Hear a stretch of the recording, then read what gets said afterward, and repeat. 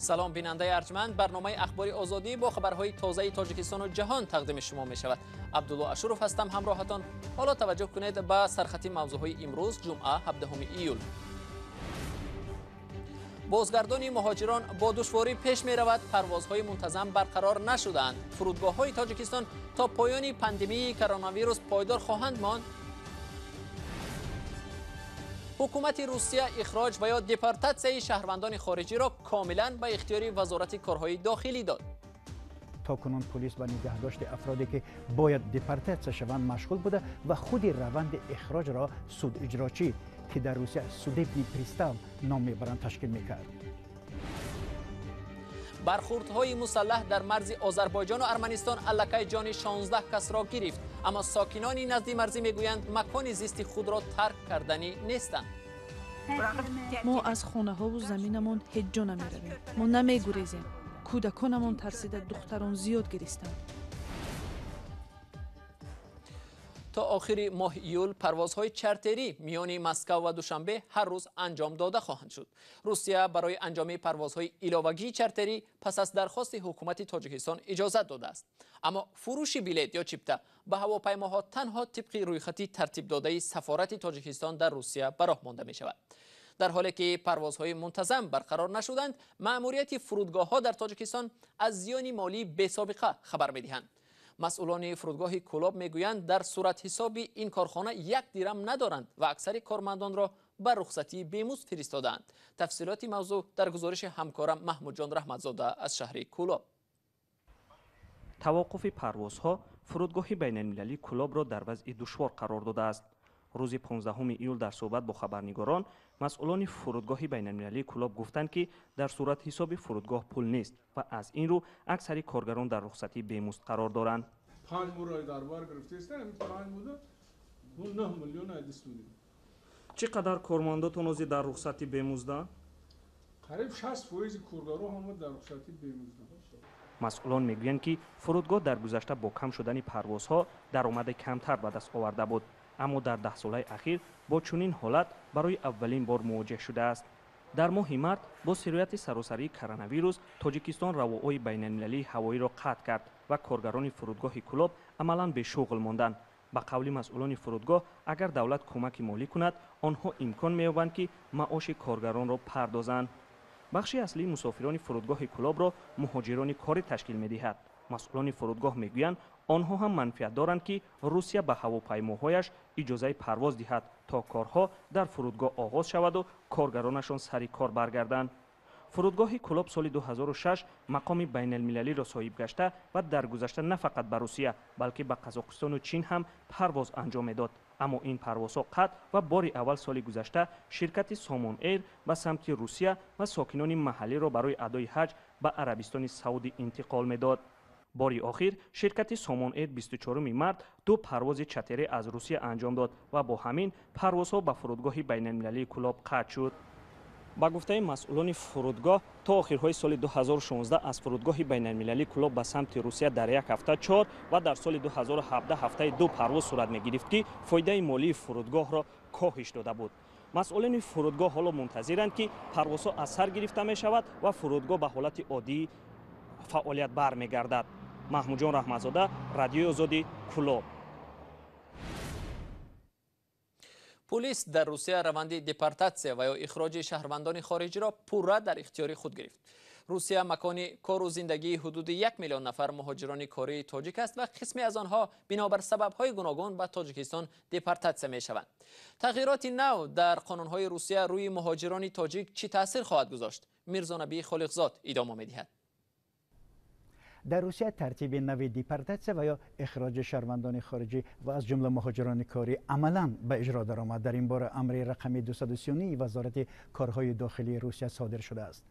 ولنتینا چوپیک حامی حقوق مهاجران در روسیه روز 17 ایول در صحبت با رادیو آزادی گفت من بعد تنها اداره های پلیس در روسیه روند اخراج شهروندان را تشکیل می‌کنند.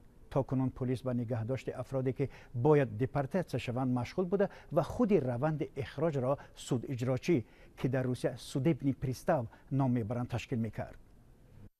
Так было раньше. Раньше то ба ҳол чӣ гуна буд? Судиҷрочиён бевосита раванди ихроҷи шаҳрвандонро амалӣ мекарданд. Полис бошад ба нигаҳдории ихроҷшавандаҳо дар боздоштгоҳҳо машғул буд.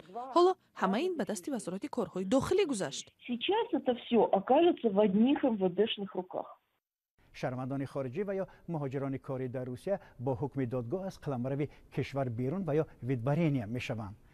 аммо Чупик мегӯяд дар баъзе ҳолатҳо муҳоҷирон довталабона хоки кишварро тарк намекунанд ва вақте пулис онҳоро боздошт мекунад ба бозошгоҳ мефиристад то замоне ки чиптаи сафар ба ватан ва дигар расмиёти депортатсия анҷом шавад. то ба ҳол ба муҳоҷироне ки барои билет харидан пул надоштанд хадамоти судиҷрочиён ва ё приставҳо чипта мехариданд. ҳоло акнун ин масъала ба дӯши пулис вогузор карда шуд. Валентина Чупик мегӯяд дар аксар маврид муҳоҷирон дар Русия ҷарима ва ё пули алименти носупурда доранд ки монеи депортатсия мешавад. бинобар қонунҳои роиж дар Русия шахс аз қабл аз ихроҷ шудан аз Русия бояд ҳама ҷарима ва дигар ӯҳдадориҳои молиявиашро иҷро кунад. аз рӯи маълумоте ки муҳоҷирони кории тоҷик аз 5 шаҳри Русия ирсол доштанд, ҳоло беш аз 200 нафар шаҳрвандони Тоҷикистон дар бозошгоҳ интизори ихроҷ ва ё депортатсия ҳастанд. бинобар пандемияи коронавирус ва қатъи парвозҳо ба Тоҷикистон аз 20 март депортатсияи муҳоҷирон аз бозошгоҳ низ мушкил гашт ва онҳо моҳҳо боз интизори бозгашт ҳастанд.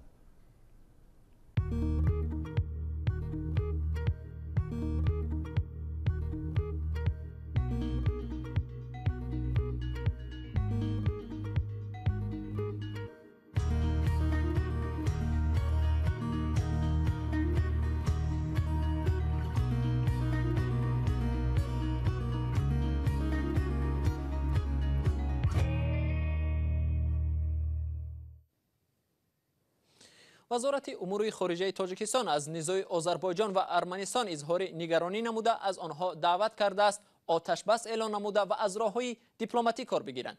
دعوت تاجیکستان به آتش بس در حالی است که در مرز ارمنستان و آذربایجان از 12 ایول به این سو زد و خوردهای مسلحانه ادامه دارد. آذربایجان درباره مرگ 11 نظامی خود اطلاع داده. جانب ارمنستان گفت 4 سرباز کشته و 10 تن دیگر زخمی شدند. اسکندر خواجه میرزاده موضوع را ادامه می‌دهد. ساکنان دهات مرز میانی آذربایجان و ارمنستان میگویند در برخوردهای اخیر که 12 ایول شروع شده‌اند، خانه‌هایشان مورد آتش توپخانه قرار گرفتند. ابتدا تیر به اینجا برخورده آن را کاملا ویران کرد. ببینید در داخل به طرف مقابل حجره برخورده است. ایگپر یکی از دهات مرزی ارمنستان است که هدف قرار گرفته بود. وقتی آتش توپخانه وزنین آغاز یافت آن دهشت بود. ما هیچگاه شاهد چنین آتش نبودیم. در سالهای 1988 1994 آذربایجان و ارمنستان برای نظارت منطقه قره‌باغ کوهی جنگ کردند. برخوردهای هفته روان کلانترین مناقشه در 4 سال اخیر ارزیابی می شود. وقتی آتش توپخانه به اینجا رسید فکر کردیم که دنیا چپه شد. آتش به منزل اصابت کرد. منزل کنار آن هم از آتش توپخانه زیان دید. اینجا عربچه کودک بود. کاملا ویران شد. آن را به بیرون برآوردم. Kendimizi dün akşam bizim belki 20-25 tane. دهه ما کمش 20-25 دفعه تیرباران شد.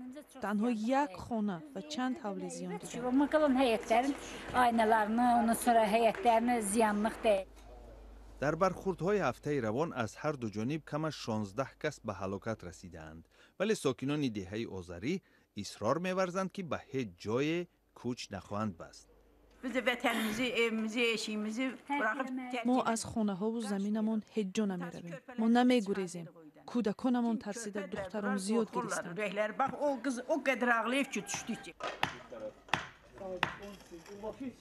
در ناحیه اقدم سربازان تیر و مینه‌های ناترکیده را خنثی می‌کنند.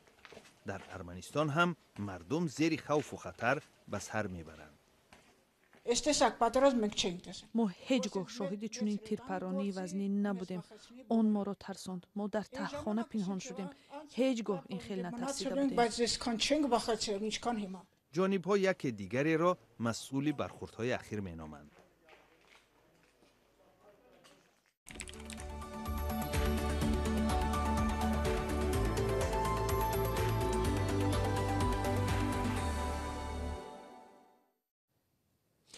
در نزدیکی گذرگاه مشتکاوا در مرز روسیه و قزاقستان در برابر مهاجران ازبک 106 نفر مهاجران تاجیک از 15 تا 20 روز انتظار گذشتن مرزند. آنها امید دارند مرزبانان آنها را میگذارند تا از راه زمینی به تاجیکستان روند. با خروج دوباره کرونا ویروس در قزاقستان امید به باز شدن مرز کمتر و انتظاری آنها طول میکشد.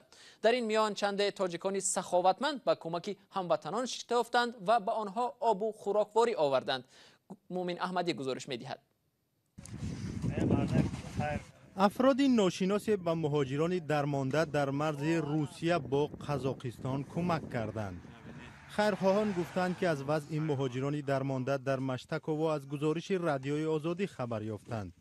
در این منطقه 106 مهاجر 20 روز باز در انتظار بازگشت به تاجیکستان هستند. بعد چندین روزهای نیم گرسنگی آنها باری اول آش خوردند. مهاجران تلاش دارند برای زنان یگان ساختمان خردی بالا پشتار سازند که آنها از باد و باران کمی هم باشد در امان باشند.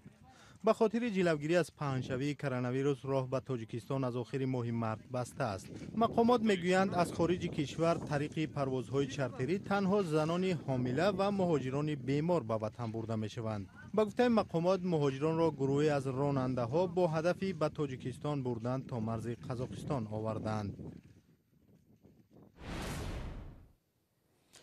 دادگاه ناحیه شاه منصور شهر دوشنبه عبدالمومن خلیلوف شخصی متهم به قتل دلاورشاه شامیروف کارمند یک نقطه ماشینشویی در پایتخت را 14 سال از آزادی محروم کرد. اما قضیه قتل شامیروف انجام نیافته است چون تفتیشات دلیلی دارد که شخص دیگری نیز در قتل او همدست بود. در دادگاه همچنان اعلان شد که نسبت کارمند مرکز تشخیص سودی و طبی نیز پرونده جنایی باز شده است چون در آغاز سبب مرگ شامیروف را این کارمند سکته مغزی ارزیابی کرده بود. ادامه موضوع در گزارش اسکندر فیروز و برات یوسفی. دادگاه ناحیه شاه منصور عبدالمومن خلیلوف ساکن ناحیه رودکی را در قتل همکارش دلاورشاه شامیروف ساکن 27 ساله شهر دوشنبه گناهکار دانسته برای 14 سال روانه زندان کرد. نزدیکان دلاورشاه شامیروف میگویند دادرس با اعلان حکم گفته است عبدالمومن خلیلوف نفر گناهکار مهلت جزا را در زندان نظامش سنگین خواهد گذراند. شرکتداران جلسه نهایی دادگاهی میگویند بر اساس شهادت شاهدان در برابر نفر دوم نامعلوم که در قضیه قتل دلاورشاه شامیروف شرکت داشته است دادستانی شهر دوشنبه پرونده جنایی باز کرده است. وقتی سود گفت که جزات هم میبینید در نزد قانون کشتی بچه هم میزنه که جزاش هم میبینی. سود نقض رفتار کرد، پروکورور هم نقض رفتار کرد. بهادر ایسازاده دادرس این پرونده جنایی به خاطر انجام نشدن مهلت قانونی شدن حکم از شرح بیشتر قرار دادگاه خودداری کرد. نورالدین غفورов وکیل دفاع محکوم شده عبدالمومن خلیلوف نظر خود را به حکم دادگاه در برابر نفر زیر حمایتش و اقدامهای بعدیشان شرح نداد. اما آنها 10 روز مهلت دارند که در برابر قرار دادگاه و زینه‌های بالایی شکایت برند. در این باره انگار زدن که شخص نامعلومه و گفتن گیرن بیوان. نسبت اکسپرت هم وای داریم ما دلک شده. محکوم شده عبدالمومن خلیلوف با مرحوم دلاورشاه شامیروف در یک نقطه شستشوی ماشین‌ها در ناحیه شاه منصور شهر دوشنبه کار می‌کردند. عکس جسد دلاورشاه ابتدا در شبکه‌های اجتماعی در یک راهروی نزدیک کارخانه نساجی پایتخت پیدا شد. در آغاز تشخیص سودی طبی به نزدیکان خلاصه پیشنهاد کرده بود که فرزندشان از سکته مغزی فوتیده است. نزدیکانش جسد دلاورشاه را 2 روز بعد از حادثه از سردخانه پیدا کرده بودند. ریاست امور داخلی شهر دوشنبه آن زمان خبر داده بود که عبدالمومن خلیلوف با دلاورشاه شامیروف شام 22 مارس مناقشه کردند که در نتیجه عبدالمومن با یک ضربه مشت دلاورشاه را به زمین افکنده است که در نتیجه دلاورشاه هلاک شده است. بینندگان عزیز اینجا وقتی برنامه اخباری آزادی به انجام میرسد. تشکر از شما که تا این لحظه ها با ما بودید. خبر و گزارش های دیگر را در سامانه رادیو آزادی www.azadi.org می توانید مطالعه کنید و در صحیفه آزادی ویدیو در یوتیوب ببینید.